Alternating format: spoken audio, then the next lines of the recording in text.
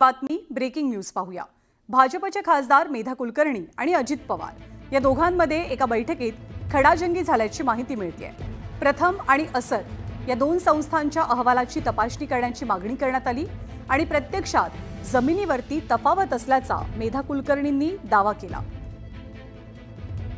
दरम्यान विषय चर्चेत आला की तुम्ही बोला अशा सूचना अजित पवारांनी केल्याचं कळतंय। वैभव सोनावणे आपल्याला अधिक माहिती देतील। वैभव, नेमकं झालं काय आणि कोणती ही बैठक होती? ज्ञानोदय पुणे जिल्हा नियोजन मंडळाची अर्थात डीपीसीची बैठक जी आहे ती आता पुण्याच्या विभागीय आयुक्त कार्यालयामध्ये सुरू आहे। सगळे आमदार खासदार या बैठकीला निमंत्रित असतात। मेधा कुलकर्णी राज्यसभेच्या खासदार म्हणून या बैठकीला उपस्थित आहेत। आज साधारण 4 वाजल्यापासून 7 वाजेपर्यंत जवळपास 3 प्रेझेंटेशन जे आहेत ते या बैठकीत करण्यात आले। प्रारूप आराखडा जो आहे जिल्हा नियोजनाचा तो तयार करण्यासाठी ही बैठक जी आहे ती बोलवण्यात आली, ज्याच्यासाठी बजेटची तरतूद जी आहे ती येणाऱ्या बजेटमध्ये अर्थमंत्र्यांकडून केली जाते। या बैठकीमध्ये प्रथम आणि असर या दोन अहवालांच्या मध्ये ज्या नोंदी आहेत त्याच्या विपरीत परिस्थिती ही जमिनीवरती आहे, त्याच्यामुळे त्याच्यामध्ये कारवाई करण्यात यावी अशी मागणी जी आहे ती मेधा कुलकर्णी यांनी बैठकीच्या दरम्यान केली होती।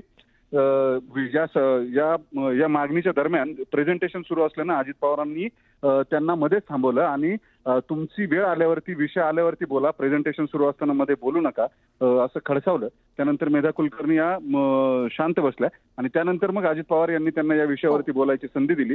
मात्र सगळ्यांच्याच भुवया उंचावलेल्या होत्या। अजित पवारांनी त्यांना बोलताना मध्येच थांबवल्यामुळे सगळ्यांच्या भुवया ज्या आहेत त्या उंचावलेल्या होत्या आणि अनेक गमती जमती ज्या आहेत त्या या बैठकीमध्ये सुद्धा घडल्या। सुप्रिया सुळे यांच्याकडे एरवी न बघणारे अजित पवार यांनी बैठकीत मात्र थेट सुप्रिया आता तू बोल अशा स्वरूपाचा आदेश सुप्रिया सुळे यांना दिला।